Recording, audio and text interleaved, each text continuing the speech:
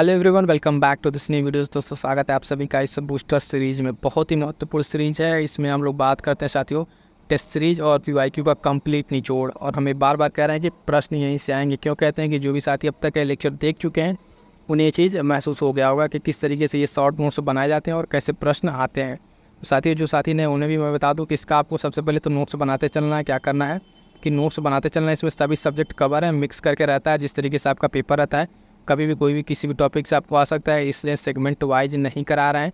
ठीक है, इसमें सभी सब्जेक्ट कवर है और सारे सब्जेक्ट के जो भी महत्वपूर्ण नोट्स बन सकते हैं, ठीक है, वो आपको यहाँ पे दिया जा रहा है।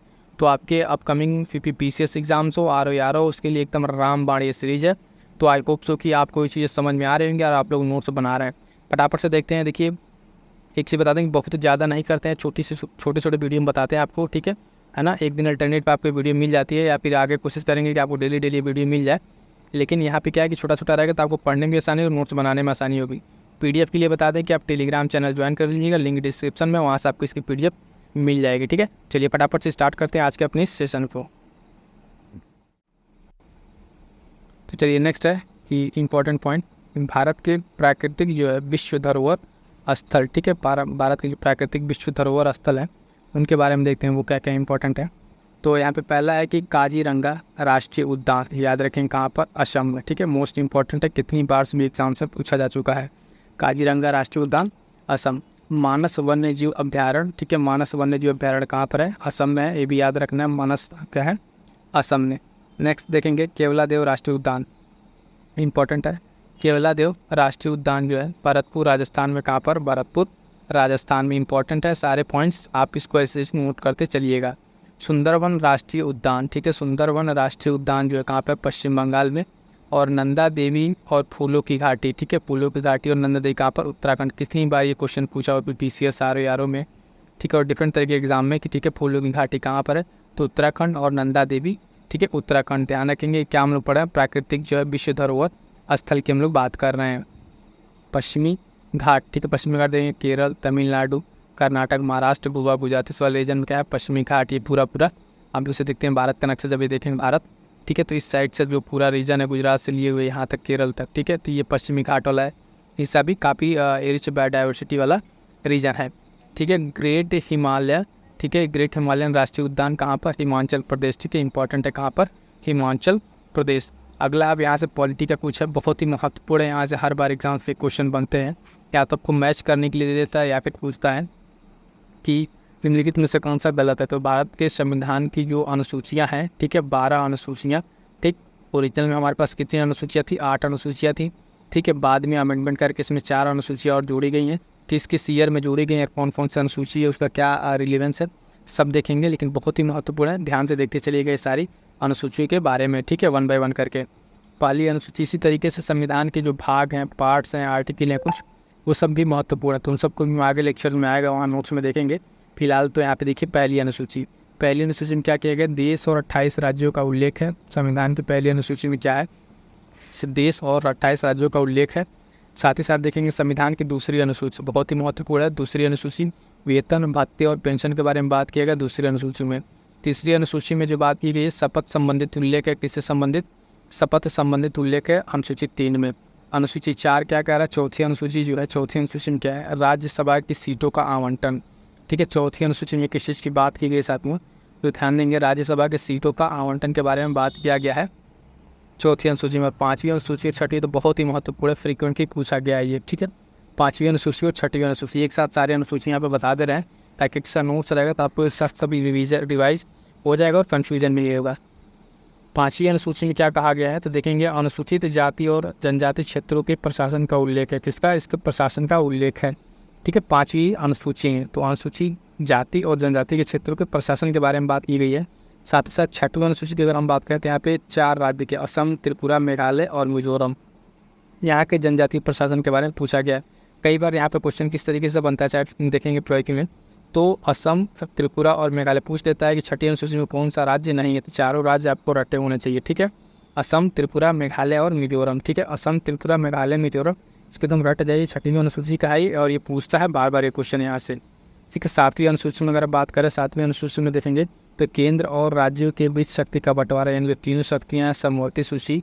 ठीक है ना, केंद्रीय सूची और राज्य सूची, ठीक है। तो ये संघीय सूची, तो उन तीनों सूचियों के बारे में हम डिस्कस है। और एक चीज़ आप थोड़ा सा एक बार अपनी तरफ से उसको रिवाइज कर लीजिएगा, किस किस सूची में कौन कौन से चीज़ें उल्लेख मेंशन है, तीनों अनुसूची की जो सूचियाँ हैं, ठीक है। और 7वें अनुसूची में मेंशन है, और वहाँ पे क्या क्या चीज़ें हैं वो आप थोड़ा सा ध्यान दे लीजिएगा, ठीक है।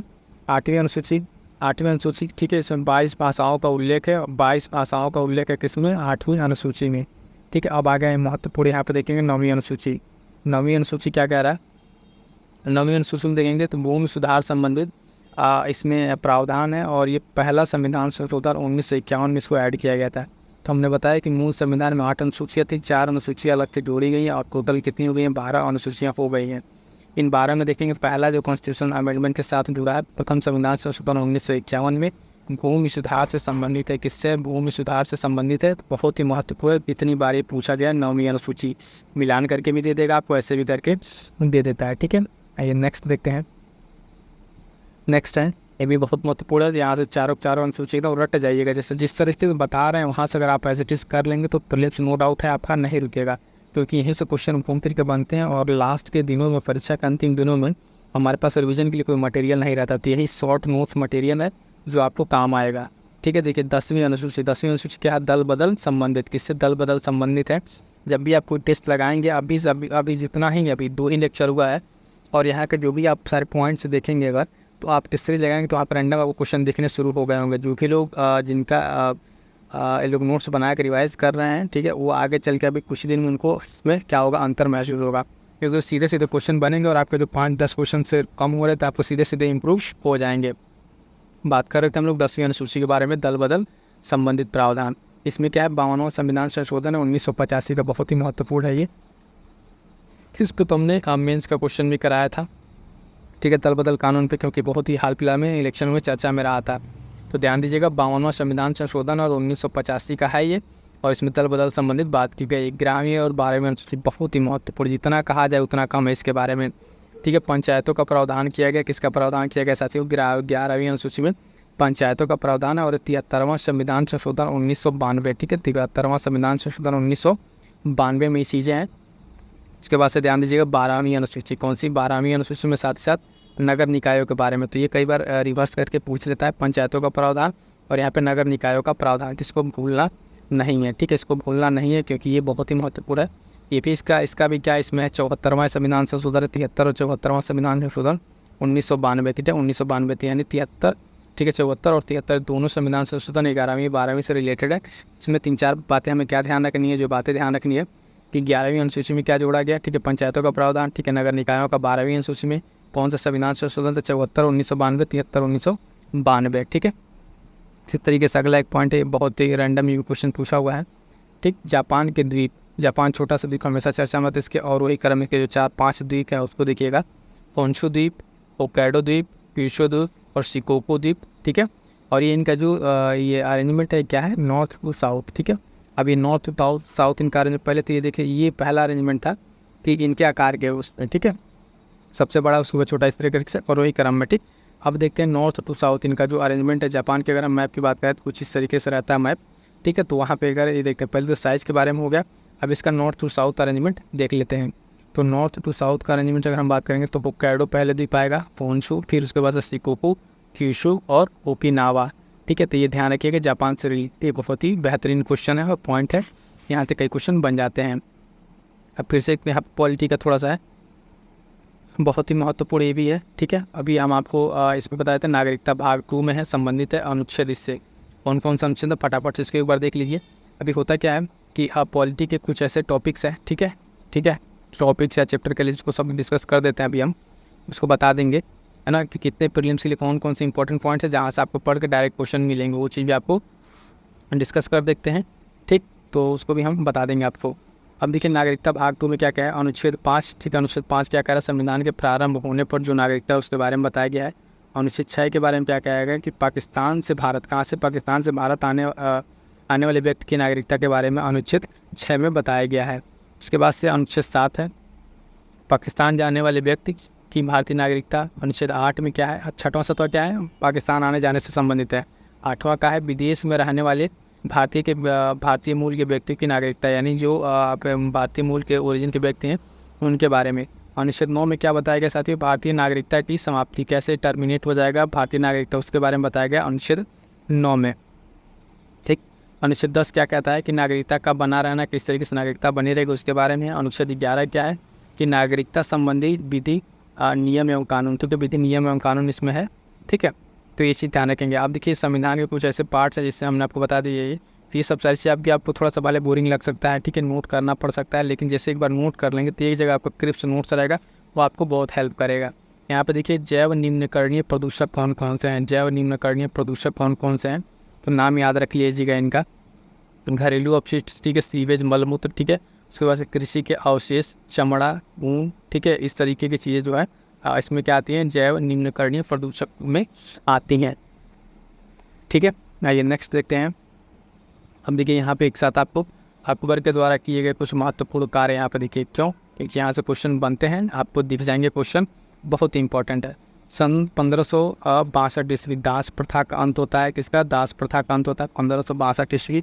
और उससे 1562 ईस्वी में आप देखेंगे कि अकबर जो है उसका हरम दल से मुक्ति मिल जाती है। हरम दल जो यानी पेटीकोट पर्दा वाला शासन था, उससे क्या होती है, उसको हरम दल से उसको मुक्ति मिलती है। 1563 ईस्वी बहुत ही महत्वपूर्ण, तीर्थ यात्रा कर समाप्त कर दिया गया। फिर अगले ही साल बहुत बड़ा डिसीजन, जजिया कर समाप्त कर दिया गया। तो ये क्या है कि यहाँ पे ये दो डेट बहुत महत्वपूर्ण, ये डेट तो आपको एकदम रटे होने चाहिए, 63-64, ठीक है, ये 62-63-64 बहुत ही महत्वपूर्ण है। ठीक है, 62-63-64 एकदम जुबान पे याद रखिएगा। क्वेश्चन अब यहाँ से बन सकता है क्रोनोलॉजिकल ऑर्डर में देखें कि निम्नलिखित में से आप इनको अरेंज करिए, जिस जैसे से हुआ दास प्रथा का अंत, ठीक है, तीर्थ यात्रा का समाप्ति, जजिया कर का समाप्ति। अब क्या है, अब आपको लगेगा कि अरे ये सब तो क्वेश्चन पूछा हुआ, लेकिन क्वेश्चन की अंडरस्टैंडिंग आपको कैसे रखनी है, कैसे अब बदल के पूछ सकता है, ये चीज़ ध्यान रखना है। क्योंकि अब जो है सीधा सीधा पहले तो मिलान करके पूछता था, अब क्या कर रहा है, सीधे आपको टॉपिक तीनों दे देगा, ये पॉइंट मान ली दे दिया आपको तीनों, और कहा इसको जिस तरीके से घटित हुआ उसको अरेंज कीजिए। तो वहाँ से आपको डेट नहीं पूछा है, लेकिन डेट आपको पता होगा तभी ये क्वेश्चन आप कर पाएंगे। तो इस तरीके से के भी क्वेश्चन के लिए आप लोग तैयार रहिएगा। ठीक है, क्योंकि PCS और ये RO जो भी चीज़ें हैं इसमें क्वेश्चन का पैटर्न थोड़ा सा बदला हुआ है। 1571 ईस्वी फतेहपुर सीकरी की स्थापना होती है और राजधानी क्या होती है, आगरा से फतेहपुर स्थानांतरित होती है। आगरा से फतेहपुर राजधानी स्थानांतरित होती है, बहुत ही महत्वपूर्ण लिखिएगा। 1575 ईस्वी इबादत खाने की स्थापना, ठीक, मजहर की घोषणा 1579, फिर ये बहुत महत्वपूर्ण है। आप देखेंगे 1580 और 82, ठीक है, 80-82 बहुत महत्वपूर्ण है। दाहशाला प्रणाली स्टार्ट होती है टोडरमल के द्वारा, ठीक, इसके द्वारा लाया गया दाहशाला प्रणाली। और 82 दीन इलाही की घोषणा, किसकी, दीन इलाही की घोषणा। तो आप देखेंगे यहाँ से आपको कितने सारे क्वेश्चन PYQ को टेस्ट सीरीज के आपको एक साथ यहाँ देखने को मिल जा रहे हैं कि ये डेट आपको एकदम अच्छे से ध्यान रखना है, 62, 63, 64 एक साथ। ठीक है, उसकी वजह से लास्ट के यहाँ दो जो बहुत ही महत्वपूर्ण है जिसको आप भूलेंगे नहीं, 80 और 82, दासाला प्रणाली और दीन इलाही। अब फिर से आइए नेक्स्ट पॉइंट देखते हैं, बहुत ही महत्वपूर्ण ये भी है, एकदम क्वेश्चन यहाँ से बनेंगे, यहाँ से ठीक क्वेश्चन आपको आयोजक मिल ही जाएगा। महत्वपूर्ण अभिलेख, महत्वपूर्ण अभिलेख यानी प्राचीन उसमें जो भी अभिलेख हुए हैं प्राचीन काल के इतिहास के, उस अभिलेखों का नाम और उसका मेंशन। तो हाथी गुम्फा अभिलेख कितनी बार पूछा गया है, कलिंग राजा खारवेल से संबंधित है हाथी गुम्फा अभिलेख। अब क्या कर सकता है कि सीधे सीधे आपको 4-5 अभिलेख दे देगा, इंस्क्रिप्शन के बारे में दे दिया, उससे किससे राजा संबंधित है ये पूछ सकता है, या तो सिंपल ऐसे पूछ सकता है किसी भी एक अभिलेख को दे के। तो हाथी गुम्फा अभिलेख ध्यान रखें कलिंग राजा खारवेल से संबंधित है। अगला है जूनागढ़ गिरनार अभिलेख। जूनागढ़ जो है अभिलेख है ये रुद्रताम्न से संबंधित है, किससे, रुद्रताम्न से संबंधित है। नासिक अभिलेख बहुत ही महत्वपूर्ण अभिलेख, गौतमी पुत्र जो सतकर्णी है बलश्री उससे संबंधित है। ठीक है, तो ये सातवाहना से संबंधित है क्या, नासिक अभिलेख। आइए अगला कुछ अभिलेख देखते हैं, प्रयाग स्तंभ अभिलेख। ठीक है, समुद्रगुप्त से संबंधित है प्रयाग स्तंभ अभिलेख। जैसा नोट्स बनाए ऐसा अगर आप नोट्स बना कर रिविजन करते हैं तो आप देखिएगा PCS एग्जाम के बाद के एज इट इज़ हम आपके यहाँ से क्वेश्चन काउंट कराएंगे, कितने सारे क्वेश्चन आपको इस नोट से मिले हैं। ठीक है, यही वो शॉर्ट नोट्स है जो आपको प्रीलिम्स के अंतिम दिनों में रिवाइज़ करना है, पूरा लेकर रिवाइज़ नहीं कर पाते हैं, सारा का सारा जब लेकर बैठ जाते हैं आप लोग। तो प्रयाग स्तंभ हो गया ये समुद्रगुप्त का। एहोल अभिलेख, ठीक है, एहोल अभिलेख पुलकेशिन देती, किसका, पुलकेशिन देती के ये एहोल अभिलेख। ठीक है, बहुत ही महत्वपूर्ण अभिलेख है ये एहोल अभिलेख। इंस्क्रिप्शन मंदसौर अभिलेख, मंदसौर अभिलेख देखिए मालवा नरेश यशोवर्मन का है, यशोवर्मन। ठीक है, याद रखेंगे मंदसौर अभिलेख। ग्वालियर का अभिलेख इसी तरीके से नरेश भोज का। ठीक है, प्रतिहार नरेश थे ये नरेश भोज। ग्वालियर अभिलेख, भीतरी या जूनागढ़ अभिलेख, भीतरी और जूनागढ़ अभिलेख स्कंदगुप्त से किससे संबंधित है? स्कंदगुप्त। अभी एक था समुद्रगुप्त का, समुद्रगुप्त का कौन है? तो समुद्रगुप्त का हमारे पास था प्रयाग प्रशस्ति अभिलेख, और यहाँ पर स्कंदगुप्त का आ गया कौन सा है? भीतरी जूनागढ़ अभिलेख। कौन सा? भीतरी जूनागढ़ अभिलेख है, बहुत ही महत्वपूर्ण अभिलेख है, ध्यान दीजिएगा। अंत में यहाँ पे क्या है? देवपाड़ा अभिलेख, ठीक है, बंगाल के शासक विजय सेन से संबंधित है। किससे? विजय सेन से संबंधित है। किससे? विजय सेन से संबंधित है। तो एक बार फिर से मैं कह रहा हूँ साथियों, ये जो अभिलेख है यहाँ से आपको एक क्वेश्चन देखने को मिल जाएगा।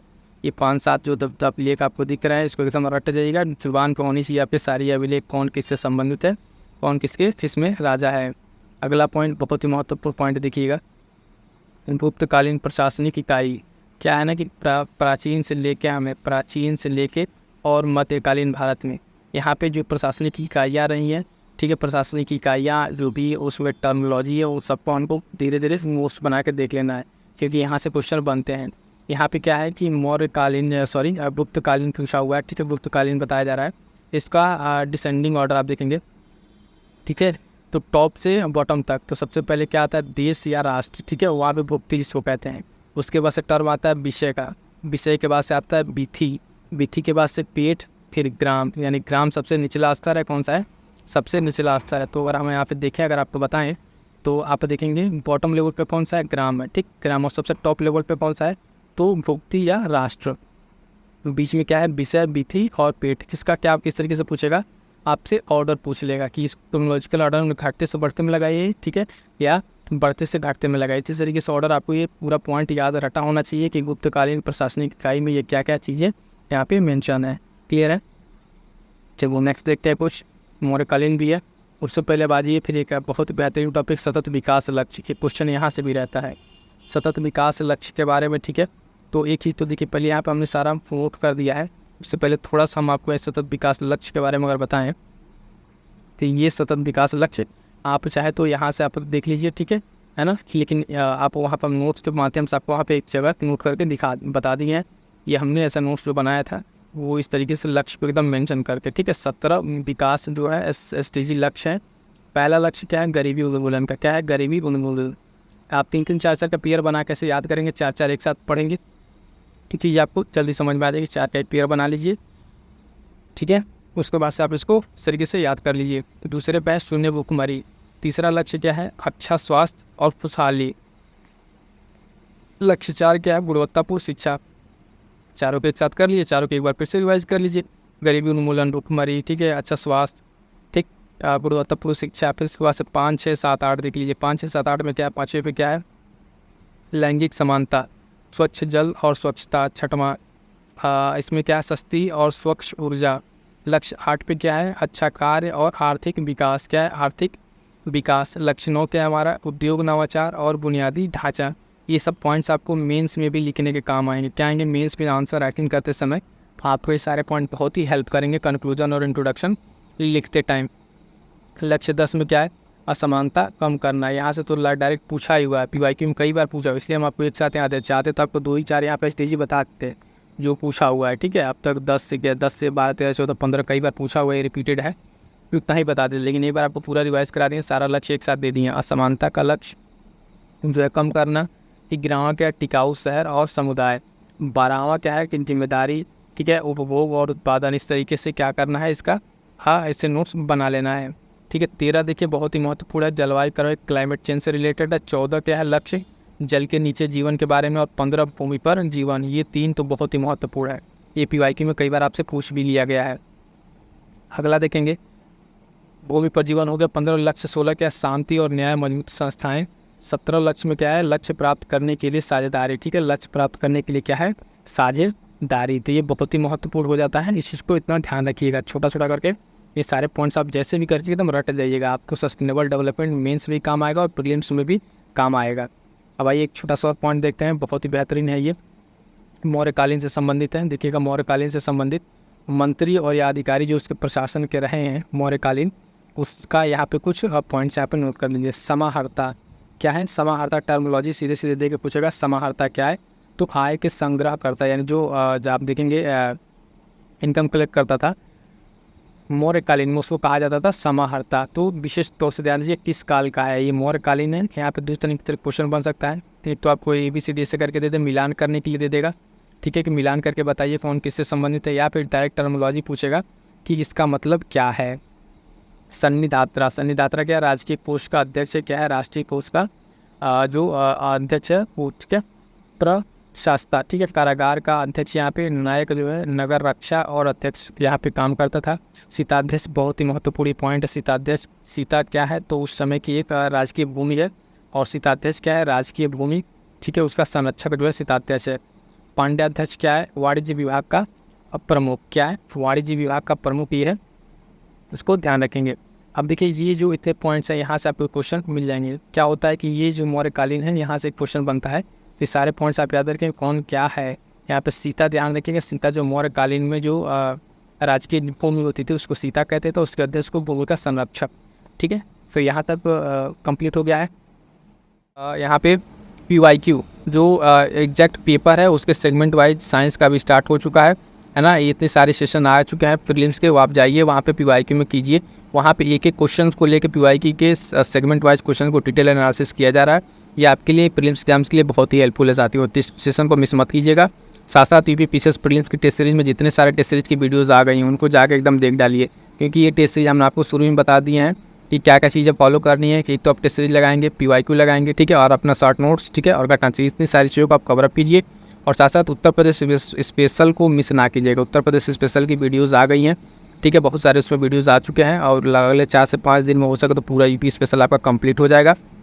और UP स्पेशल के लिए बता दें उससे अलग कुछ पढ़ने की ज़रूरत नहीं पड़ेगी। जैसा कि आपको थोड़ा सा हम दिखा दें कुछ इस तरीके से टॉपिक कवर किए जा रहे हैं उत्तर प्रदेश स्पेशल का। आप देखिए जनगणना, संगीत, नृत्य, उत्सव, धार्मिक स्थल, पर्यटन, ठीक है, और आज भी एक टॉपिक कंप्लीट हुआ है, ठीक है, जो टॉपिक था उसके भौगोलिक संरचना से रिलेटेड। इस तरीके से सारी चीज़ आपको UP स्पेशल को मिल जा रही है। सेशन मिस मत कीजिएगा, काफ़ी इंपॉर्टेंट आपके लिए। जो कोई भी आपके डाउट्स हैं उसको बस जरूर कमेंट कर दीजिएगा, और PDF के लिए टेलीग्राम ज्वाइन जरूर कर लीजिएगा, ठीक है साथियों। मिलते हैं किसी नेक्स्ट वीडियो में, तब तक के लिए थैंक यू सो मच।